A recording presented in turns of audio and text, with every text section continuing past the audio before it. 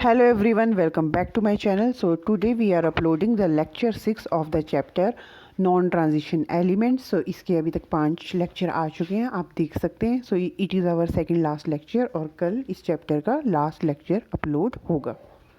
First question is what are interhalogen compounds and give their important reactions. So interhalogen compounds are covalent compound formed by two different halogen react as ठीक है. halogen react are termed as interhalogen compounds. Interhalogen compounds are more reactive than halogens because AB bond is weaker than BB bond. यानी कि जब दो halogen atom आपस में bond बनाएंगे, for example Cl2, तो वो जो बॉन्ड है वो ClF बॉन्ड के कंपैरिजन में काफ़ी ज़्यादा क्या होगा, स्ट्रॉन्गर होगा, है ना. यानी कि जब दो डिफरेंट हेलोजन आपस में कंपाउंड बनाते हैं उनको इंटर हेलोजन कहते हैं. आगे है रिएक्टिविटी. हमने देखा इनकी रिएक्टिविटी सिंपल हेलोजन से ज़्यादा है. अब आगे देखते हैं और क्या बोल रहा है. ये बोल रहा है कि inter halogen compounds are more reactive than halogen except F2. F2 जो है स्टिल इंटर हेलोजन से भी ज़्यादा रिएक्टिव है, लेकिन बाकी सारे जो हेलोजन हैं उनके कंपैरिजन में ये ज़्यादा रिएक्टिव हैं. अब ये बोल रहा है AX bond in inter halogen is weaker then XX bond in the halogens and the order of their reactivity is given. देखो ये ना एक क्वेश्चन जो है सेम आपका मेन ग्रुप एलिमेंट्स में भी मतलब पाया जाता है, यानी कि MCQ में भी पूछ लेता है इनकी रिएक्टिविटी का ऑर्डर, और अब आप मेंस के लिए भी याद रख सकते हो. तो सबसे ज़्यादा रिएक्टिव क्या है, ClF3, फिर BrF5, फिर IF7, देन ClF. अब इसको ऐसे याद रखना तो सच डिफ़िकल्ट है, तो हम इसको कैसे याद रखते हैं, है ना. देखो एक ट्रिक बनाया मैंने.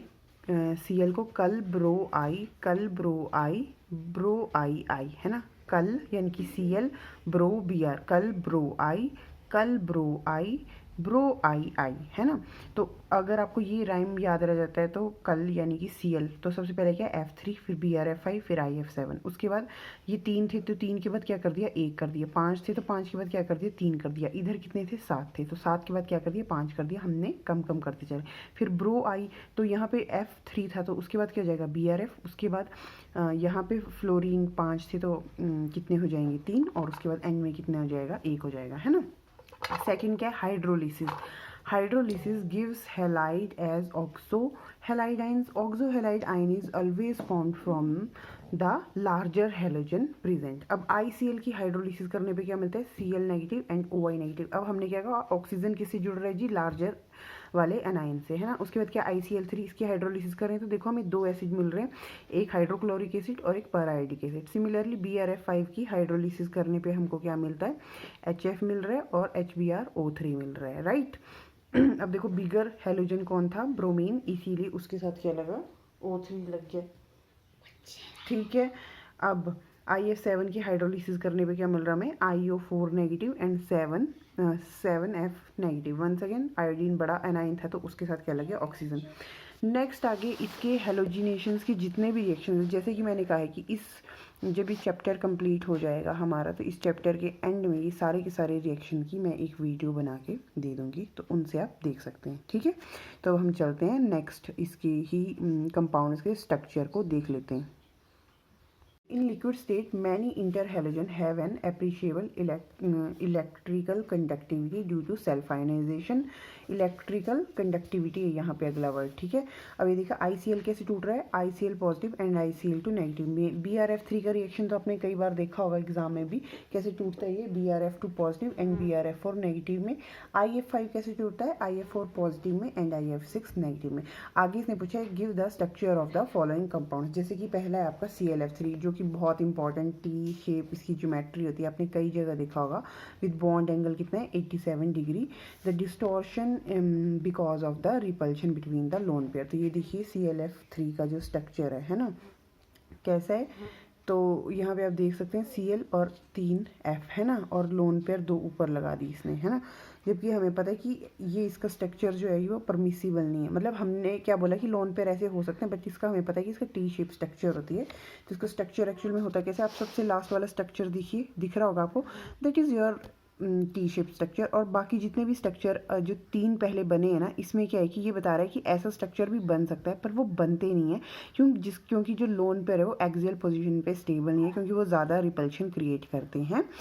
तो अब आपके जो ये 3 फ्लोरीन एटम है ना, एक इक्वेटोरियल पोजीशन पे लगता है और 2 एक्सियल पोजीशन पे। सबसे लास्ट वाला स्ट्रक्चर देखिए, है ना, और बाकी जो 2 लोन पेयर है वो क्या होते हैं, यहाँ दिखाए नहीं गए, पर यहाँ पे 2 आपके लोन पेयर भी जो हैं वो प्रेजेंट होते हैं। ठीक है, आगे क्या बोल रही है कि BrF3 जो है उसका भी ऐसे ही टी शेप स्ट्रक्चर होता है। और इसमें क्या होता है कि अब इसमें क्या होता है कि S का एक ऑर्बिटल P के 3 और एक D का आपस में हाइब्रिडाइजेशन करके क्या बनाते हैं, sp3 हाइब्रिडाइजेशन, जिसकी ट्राइगोनल बायपिरामिडल ज्योमेट्री होती है। 2 लोन पेयर इक्वेटोरियल पोजीशन को ऑक्यूपाई करते हैं और बाकी 2 बॉन्ड पेयर एक्सियल और एक बॉन्ड पेयर जो है इक्वेटोरियल पे आता है। आगे देखिए I2Cl2 in solid state 2 T-shaped ICl3 molecule join together forming a planar dimeric molecule ICl3 twice or I2Cl6. ICl3 gas decompose into ICl and Cl2, so its structure is not known. The liquid undergo self ionization, ICl2 positive and ICl4 negative. अब आप देख सकते हैं इसके structure को यहाँ पर, तो ये देखिए इसका स्ट्रक्चर कैसा है, स्ट्रक्चर ऑफ I2Cl2 है ना, तो 2 I बीच में 3 Cl इस तरीके से, और ये क्या है, एक कोऑर्डिनेट बॉन्ड बना हुआ है। और इसने क्या बोला है कि ICl3 का सॉलिड स्टेट में कैसे होता है, 2 टी शेप के जो स्ट्रक्चर होते हैं ना, देखिए ये देखो टी शेप का स्ट्रक्चर, इसको छुपा दिया मैंने दूसरे को, तो टी टाइप का स्ट्रक्चर है। ये दोनों जब आपस में ज्वाइन करते हैं तो ये क्या बनाते हैं, एक dimeric complex. Compound IF5 has the structure based on square pyramid that is octahedral with 1 lone pair, यानी कि इसका स्ट्रक्चर शेप जो एक्चुअल में स्क्वायर पिरामिड है, बट इसकी जो ज्योमेट्री है दैट इज ऑक्टाहेड्रल, जिसमें ऑक्टाहेड्रल ज्योमेट्री में एक पोजीशन लोन पेयर ने ऑक्यूपाई की है। इसकी हाइब्रिडाइजेशन क्या है जी, sp3d2। अब हम देखते हैं IF7 का structure. Structure of IF7 is usually a pentagonal bipyramidal. It is probably the only known example of non-transition element using the d orbital. Hybridization क्या है जी, sp3d3। क्या है ये, पेंटागनल बाइपिरामिडल ज्योमेट्री। नेक्स्ट क्या है, how are polyhalide ions are prepared. ठीक है, पॉलीहेलाइड anions है ना, आइंस है ना, यानी कि हेलोजेंस हैं और उसमें क्या है कि आपके ऊपर कोई ना कोई चार्ज है। Halide ion often react with molecules of halogens और inter halogens and form poly halide ions. फिर से देखिए, हेलाइड्स यानी कि हेलोजन जिसके ऊपर कोई चार्ज है, जब वो आपके हेलोजन या दूसरे हेलोजन या इंटर हेलोजन कंपाउंड के साथ रिएक्ट करते हैं तो पॉली हेलोजन बनाते हैं। Iodine is only slightly soluble in water, its solubility is greatly increased if the same iodide ions are present in the solution. यानी कि देखो आयोडीन है ना, वो क्या बोल रहा है कि स्लाइटली थोड़ा बहुत सोल्यूबल होता है वाटर में, और जब उसमें आई नेगेटिव आयन को मिक्स करते हैं तो आयोडाइड आयन जो बनता है, जिसकी वजह से उसकी सोल्यूबिलिटी बढ़ जाती है। And this is stable both in aqueous and in the ionic crystal. अब Br3 negative and Cl3 negative are less stable, no F3 compounds are known, and the fluorine has, because fluorine has no empty d orbital and it cannot extend its octet। उसके बाद ये देख लीजिए कुछ एक reactions हैं, ठीक है, मैनी पॉलीहेलाइड्स के। अच्छा जी, I3 नेगेटिव आयन की शेप हमको मालूम है कैसी होती है, लीनियर शेप होती है। इसमें क्या 2 बॉन्ड पेयर होते हैं और 3 क्या होते हैं, लोन पेयर होते हैं। अब आप देखिए, एक आयोडीन के वैलेंशियल में कितने, 7 इलेक्ट्रॉन, आई नेगेटिव का मतलब 1 इलेक्ट्रॉन लिया, कितने हो गए, 8। 2 बॉन्ड बनाने में बिजी हो गए, कितने बच गए, 6 इलेक्ट्रॉन। तो उन 6 इलेक्ट्रॉन ने क्या बना दिए, 3 loan pair, 2 bond pair iodine के साथ और 3 क्या लोन पेयर। एंड इसकी जो हाइब्रिडाइजेशन है वो क्या होगी, 1 2 3 4 5, steric number 5, hybridization is sp3 but its shape is linear. ठीक है, अच्छा जी, चलिए उसके बाद अगर हम बात करें I3 पॉजिटिव की, जैसे यहाँ तो I3 नेगेटिव लिखा है, बट अगर मैं I3 पॉजिटिव की बात करूँ तो उसकी बेंट शेप होती है, उसकी लीनियर शेप नहीं होती। ठीक है, और उसके पास क्या होते हैं, 2 लोन पेयर होते हैं। अच्छा देखिए, क्योंकि आई के पास 7 इलेक्ट्रॉन, अगर वो 1 इलेक्ट्रॉन दे देगा तो उसके ऊपर पॉजिटिव चार्ज आएगा, कितने रह जाएंगे, 6 इलेक्ट्रॉन, 2 आयोडीन के साथ बॉन्ड बनाए और 2 के बच गए, उसके पास बच गए 2 लोन पेयर। ठीक है, तो उसकी बेंट शेप होती है यहाँ पे 2 लोन, मतलब ये कोई और कंपाउंड बनाया, पर मैं आपको वैसे I3 पॉजिटिव का स्ट्रक्चर बता रही हूँ। चलिए अब हम चलते हैं नेक्स्ट पेज पे, structure of I5 negative ion. तो ये देखिए कैसा लीनियर स्ट्रक्चर है, आई। ठीक है, I5 नेगेटिव की बात कर रहे हैं। अच्छा, the structure of pentahalide in CH3 4 times nitrogen I5 is quite different from those of other polyhalides containing 5 halogen. It is planar and V shaped। ठीक है, ये कैसे planar है and V shaped है, ये देखिए प्लेन में और कैसा V shape, यानी कि इसको V बोला है इसने, ठीक है, पर हमको कैसा लग रहा है, लीनियर टाइप लग रहा है ना, पर एक्चुअल में कैसा है, वी शेप। ठीक है, अच्छा चलिए अब आगे चलते हैं।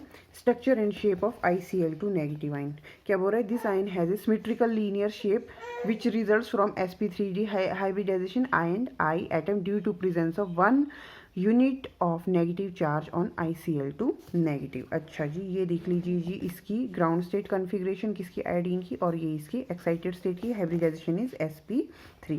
तो ICl2 नेगेटिव, ये देख लीजिए सिमिलर स्ट्रक्चर है, लीनियर स्ट्रक्चर, 3 लोन पेयर हैं और 2 bond pair with other chlorine atom, trigonal bipyramidal geometry. देखते हैं ICl4 नेगेटिव का structure. In this ion iodine is the central atom due to presence of the unit negative charge ICl negative ion and can be regarded as 8 electron instead of 7 in its valence। यानी कि iodine के पास 7 electron होते हैं ना, एक extra लिया तो कितने हो गए, 8 इलेक्ट्रॉन हो गए।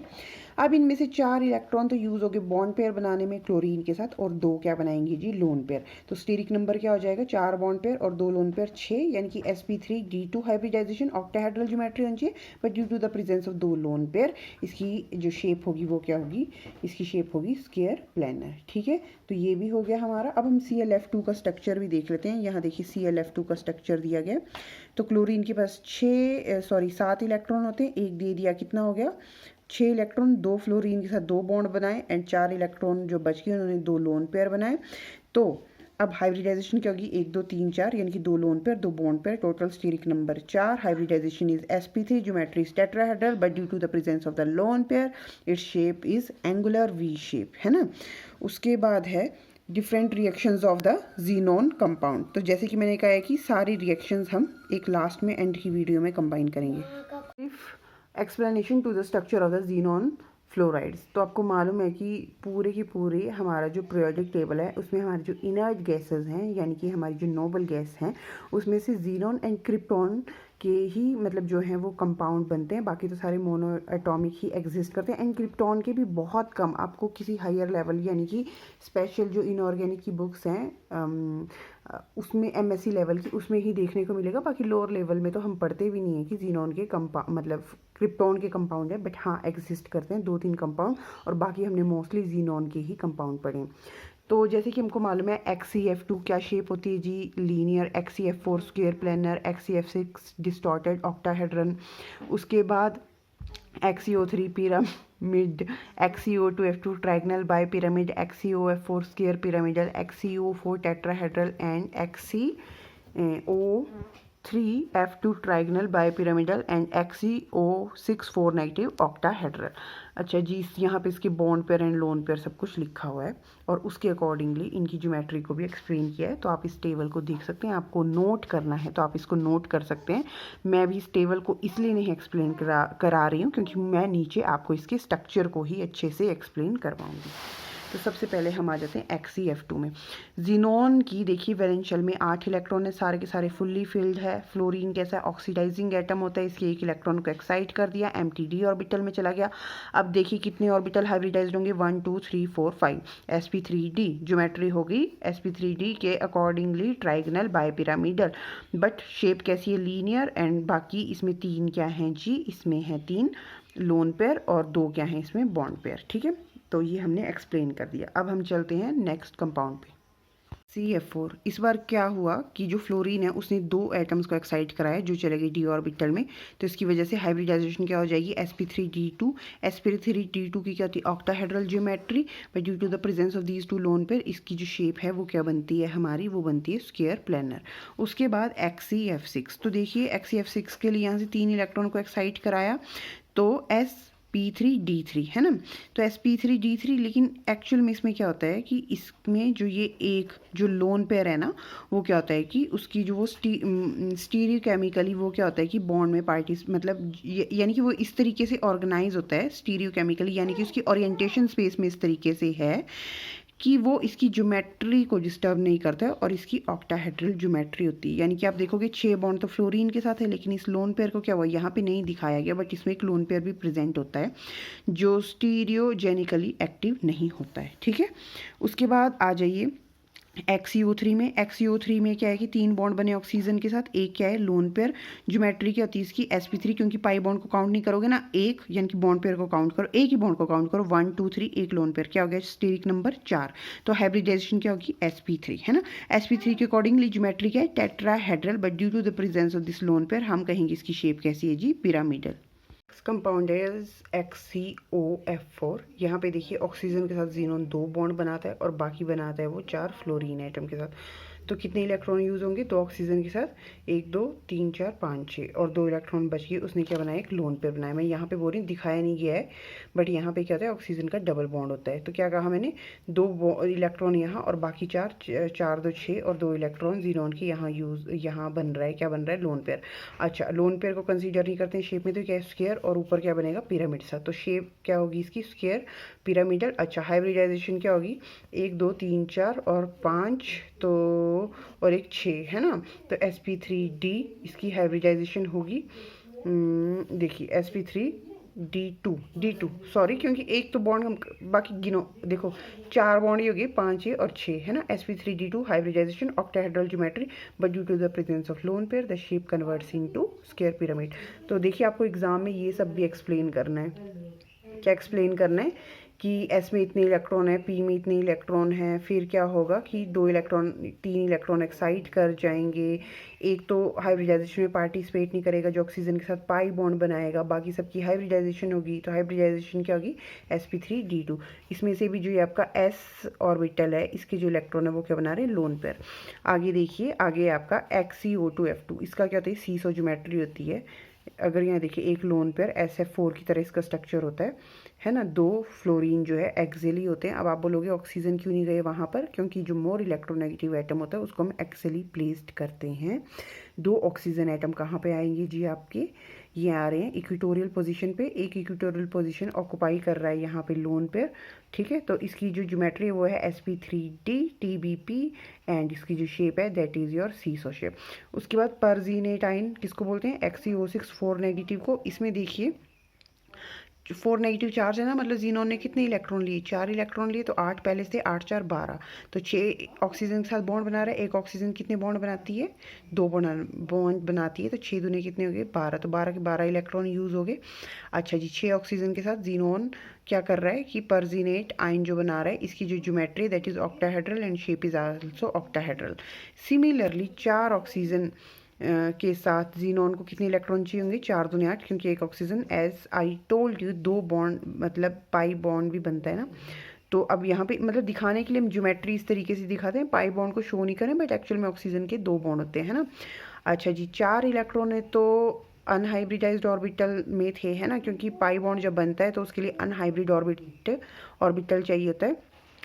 तो हाइब्रिडाइजेशन इसके केस में होगी sp3 की ज्योमेट्री कहती है tetrahedral and shape is also tetrahedral. अगला question, explain the structure of XeF2 on the basis of molecular orbital theory. तो वंस अगेन आपने पहले क्या किया, जीनोन एंड फ्लोरीन की ग्राउंड स्टेट कन्फिग्रेशन को लिख दिया। आगे देखते हैं क्या बोल रहा है, bonding involves 5pz of, assume बोला इसने कि बॉन्डिंग जो है किसके बीच में हो रही है, कि 5pz orbital of xenon and 2pz orbital of the 2 fluorine atom के बीच में हो रही है, क्योंकि XeF2 में 2 फ्लोरीन के एटम यूज हो रहे हैं। For bonding to occur orbitals with the same symmetry must overlap these 3 atomic orbital combine resulting in the formation of 3 molecular orbital, 1 bonding, 1 non-bonding and 1 anti-bonding। देखो कितने ऑर्बिटल आपस में combine कर रहे थे, 3, तो कितने मॉलिक्यूलर ऑर्बिटल बनेंगे, 3, उनमें से एक होता है बॉन्डिंग, एक होता है नॉन बॉन्डिंग और एक क्या होता है एंटी बॉन्डिंग। एंटी बॉन्डिंग की एनर्जी क्या थी सबसे ज़्यादा, तो यहाँ पे सबसे ऊपर जो दिखाए एंटी बॉन्डिंग ऑर्बिटल दिखाए हुए हैं। अब इसमें देखो ऑपोजिट साइन वाले एटम है ना जीनोन के साइड में, तो कोई बॉन्ड नहीं बनेगा। यहाँ पर भी क्या है कि ऑपोजिट बॉन्ड वाले मतलब ऑपोजिट इलेक्ट्रॉन वाले, मतलब एक साइड से देखो पॉजिटिव पॉजिटिव सेम है, लेकिन दूसरी साइड से पॉजिटिव नेगेटिव वाला सेम है। अब बॉन्डिंग मॉलिक्यूलर ऑर्बिटल क्या होगा, जब लोब्स के साइन सेम होंगे तो वो सेम साइड पे, यानी कि माइनस माइनस वाले सेम साइड पे, ये जीनोन के एटॉमिक ऑर्बिटल है और इस साइड क्या है फ्लोरीन के मॉलिक्यूलर ऑर्बिटल। ये बोल रहा पॉसिबल कॉम्बिनेशन क्या क्या बन सकता है, कि एक कॉम्बिनेशन ऐसा हो सकता है जिसमें जीनोन के जो एटॉमिक ऑर्बिटल के इसके जो लोब्स के जो साइन है फ्लोरीन के जो है वो सेम साइन से दोनों तरफ लगे हुए हैं। एक में क्या है, एक साइड सेम है, दूसरी साइड डिफरेंट है, और सबसे ऊपर वाले में क्या दोनों साइड डिफरेंट है, जिसकी वजह से इसकी तीसरे वाले की एनर्जी सबसे ज़्यादा है, जिसको हम बोलते हैं एंटी बॉन्डिंग। एंटी बॉन्डिंग यानी कि वो तो बॉन्ड बिल्कुल ही नहीं बना रहे क्योंकि साइंस ही बिल्कुल क्या है, ऑपोजिट है एकदम से। ठीक है, मैंने बोल ली, और वो जो भी स्ट्रक्चर थे वो आपको वहाँ पे एक्सप्लेन करेंगे। फिर आप इनकी एनर्जी के बारे में बात करोगे, सबसे कम बॉन्डिंग की, नॉन बॉन्डिंग की, एंटी बॉन्डिंग की, और आप चाहे तो इस तरीके से इसके मॉलिक्यूलर ऑर्बिटल डायग्राम को भी शो कर सकते हो। यहाँ बना दी फ्लोरीन के 2 एटम को, यहाँ बना दिया जीनॉन के एटम को, 2 इसके इलेक्ट्रॉन 2 इसके इलेक्ट्रॉन ने मिलकर आपस में बॉन्ड बनाए, तो बॉन्डिंग में 2 हैं, 2 आपके नॉन बॉन्डिंग में है। तो इस तरीके से आपने इसके मॉलिक्यूलर ऑर्बिटल को भी क्या कर दिया है जी, शो कर दिया है। ठीक है, लीनियर कॉम्बिनेशन है P Z orbital of xenon and P Z orbital of the fluorine, है ना, इसके 5pz और इसके 2pz ऑर्बिटल। आगे क्या बोल रहा है कि describe the geometry around xenon in the cation existing in XeF2sb5 and XeF4sbf5। तो सबसे पहले तो देखिए XeF2sb5 ये क्या है, एक गुड लुईस एसिड की तरह काम करता है, और यहाँ से एक फ्लोरीन एटम लेने का काम करता है, तो SbF6 नेगेटिव बनाया है इसने। सिमिलरली इसने क्या किया, Xe2F3 पॉजिटिव बनाए, तो इसकी ज्योमेट्री कैसी होती है, एक फ्लोरीन ब्रिज का काम करेगा और 2 फ्लोरीन जो है एंड में जीनॉन के साथ जुड़े हुए हैं। तो बीच वाला जो फ्लोरीन है ब्रिजिंग वाला, उसकी बॉन्ड लेंथ साइड वाले जो फ्लोरीन और जीनॉन की जो बॉन्ड लेंथ है उसके कंपैरिजन में ज़्यादा है, तो ये कितनी 2114 ऑंगस्ट्रॉन्ग और ये कितनी 1.90 ऑंगस्ट्रॉन्ग। ठीक है, अब ये बोल रहा है XeF4 क्या करता है, ये भी क्या करता है, अपने एक इलेक्ट्रॉन SbF5 को देने का काम करता है और XeF3 में बदल जाता है। तो चलिए अब हम देखते हैं XeF3 के स्ट्रक्चर को।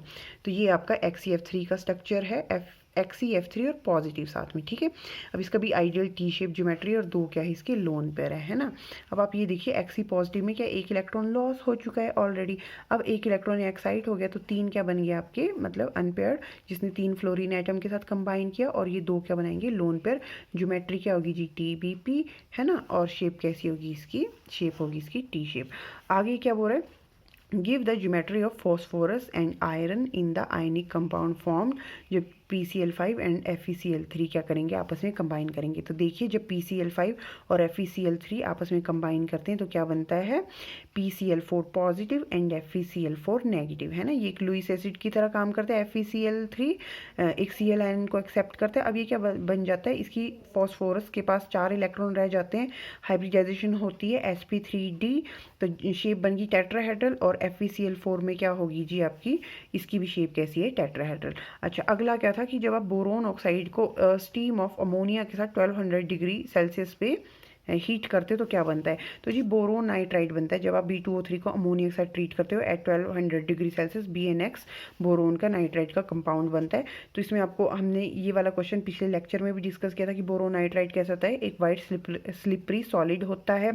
बोरोन एंड नाइट्रोजन एटम क्या करते हैं, 2 कार्बन एटम की तरह, मतलब सेम इलेक्ट्रॉन काउंट होता है Bn यूनिट का 2 कार्बन एटम के जितना, और बोरोन नाइट्राइड का जो स्ट्रक्चर है वो ग्रेफाइट की तरह सिमिलर होता है, हेक्सागोनल लेयर होती है, स्लिपरी लेयर होती है, कंडक्टिंग होती है क्योंकि एक वैलेंस इलेक्ट्रॉन फ्री होता है। चलिए अगला क्वेश्चन क्या है, अगला क्वेश्चन है कि प्रोडक्ट बताना है आपको tri methyl phosphine oxide and sulphur tetrafluoride का इन स्ट्रक्चर। तो इसमें क्या बताया है कि इन दिस रिएक्शन में tri methyl phosphine oxide and sulphur tetrafluoride क्या करता है, एक सिलेक्टिव फ्लोरिनेटिंग एजेंट है, यानी कि P डबल बॉन्ड O को कन्वर्ट कर देता है PF2 में। कुछ नहीं करना जी, आपने स्ट्रक्चर बनाया, P के साथ 3 CH3 ग्रुप जुड़े हैं और साथ में क्या डबल बॉन्ड O जुड़ा हुआ था। अब उस डबल बॉन्ड O की जगह क्या हो जाएगा, 2 फ्लोरीन एटम लग जाएंगे एंड सल्फर का क्या बन गया जी, SO2, सल्फर डाइऑक्साइड बन गया।